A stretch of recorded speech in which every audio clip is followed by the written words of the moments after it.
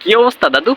একটা মানুষ কি ধরনের অভিনেতা হইলে, কি ধরনের অভিনয় জানতে পারলে সেই রকম বলতে পারে যে মেট্রো রেলে যে পরিমাণ ক্ষয়ক্ষতি হয়েছে, মেট্রো রেলে যে পরিমাণ ক্ষয়ক্ষতি হয়েছে তা ঠিক করতে গেলে কমপক্ষে 300 কোটি টাকা লাগবে।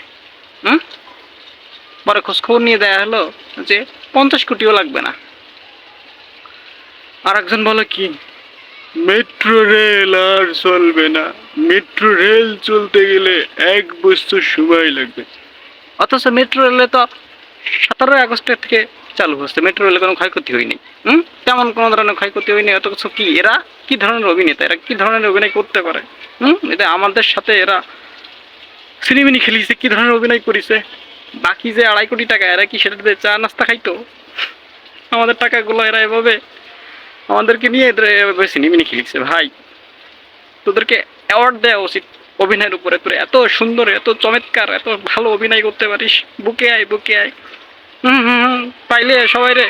এই সময় আসলে আমাদের কাকু, কাদের কাকু, কি পরিমাণ মিস করতেছি। কাকু মিস ইউ, আসো, তাকে একটা চুমো দিই।